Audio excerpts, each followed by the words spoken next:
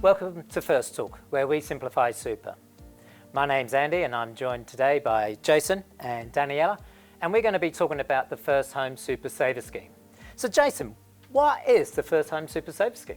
Yeah, so effectively, Andy, it's using your personal contributions to save for your first home. So at a point in time when you're getting ready for that, you can then withdraw it from your super and use it as a house deposit. And I guess a little element to add, myself as a New Zealander, I have some KiwiSaver saved up in New Zealand, so that can be brought over and utilised towards that super scheme. Okay, so when we're talking about contributions, we're talking about KiwiSaver, like you just mentioned, Daniela, and you said personal contributions. So what are we talking about there? What type of contributions? Yeah, so it's typically your after-tax or your salary sacrifice contributions. What your employer puts in, so your superannuation guarantee, unfortunately, is not counted. So it just effectively has to be something that you're putting in on top of that. On top of that. So can I put in as much as I want? Unfortunately not. There's caps, and specifically with the First Home Super Saver Scheme, it's $15,000 per annum. You can put in more than that, but only $15,000 will be attributable to your First Home Super Saver Scheme. So Danielle, going back to the KiwiSaver then, what's some of the things that our New Zealand members would need to think about if they're thinking about using their KiwiSaver? Yeah, so same rules apply to your KiwiSaver amount that you bring forward. So you can only withdraw $15,000 a year, or $50,000, but then it means that you'll have to wait 4 years to be able to draw that $50,000 off your KiwiSaver. So, all right, we've got kind of like an overview of what the First Home Super Scheme is about and how you can make additional contributions and then how much you can draw back out. The big question to me is it worth it?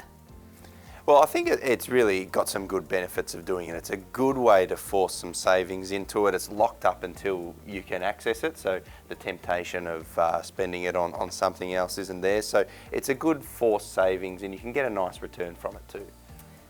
I am kind of on the other side of it.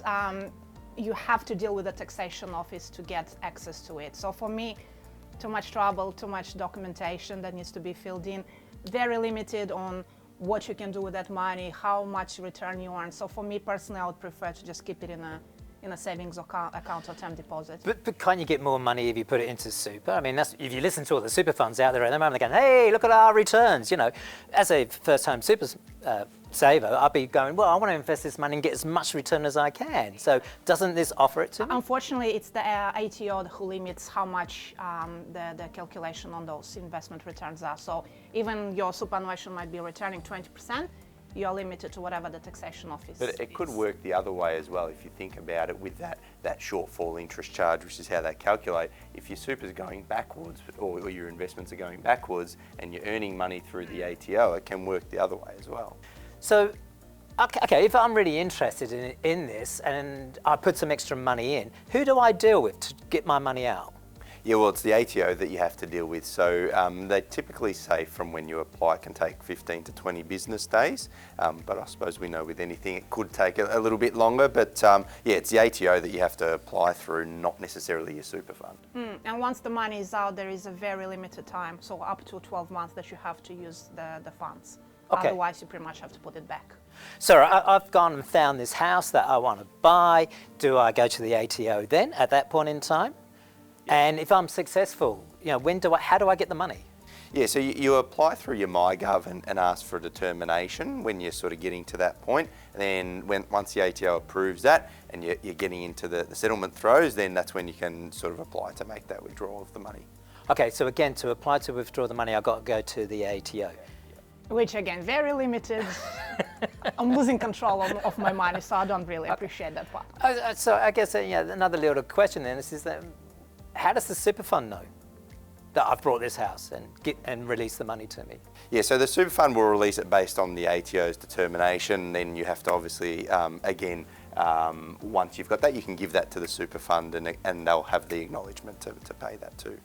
Okay, all right, again, let's just summarise all this. So if I really want to buy my first home and I'm not very good at saving, I put money into the bank account and then the grand final comes up and I go, oh, let's go to Brisbane, watch for the grand final, buy those tickets and I spend that money. So I need some discipline around it. This is where the First Home Super Saver Scheme may come into play. It gives me that discipline and I know I can't access that money.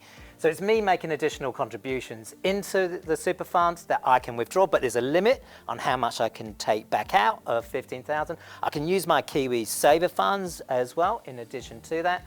But the maximum I can take out is 15,000 per annum over a 4-year with a maximum of $50,000. So the maximum I can get out per individual. Okay, so if I've got my partner, we can both take out 50,000 each if we've made 50,000 or more additional contributions. And you satisfy the conditions, so there are some conditions around that. Okay, so then I find the property, I let the ATO know. When I'm successful in purchasing that property, I go back to the ATO, they will notify the super fund to release the funds, and I'm there into settlement. But then to your point, Daniela, if something should go wrong and I don't end up buying that property, I've got to actually put some of that money back into my super fund, and it's called the concessional contribution around there. Okay, all right. Sounds a bit complicated. So if I really want to find out a little bit more around this First Home Super Saver Scheme, where can I go and get some more information?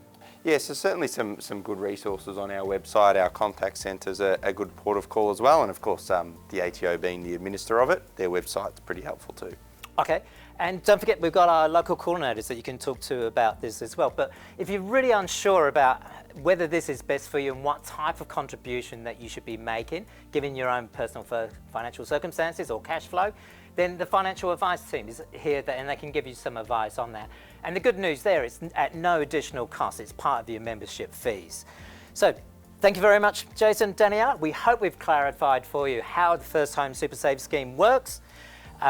If, like Jason said, and Daniela, if you've got any more questions, we've got the contact centre, we've got our website, we've got the local coordinators. There's plenty of people around, and if you really want to get it down into the detail, then yes, the ATO website is very good for that.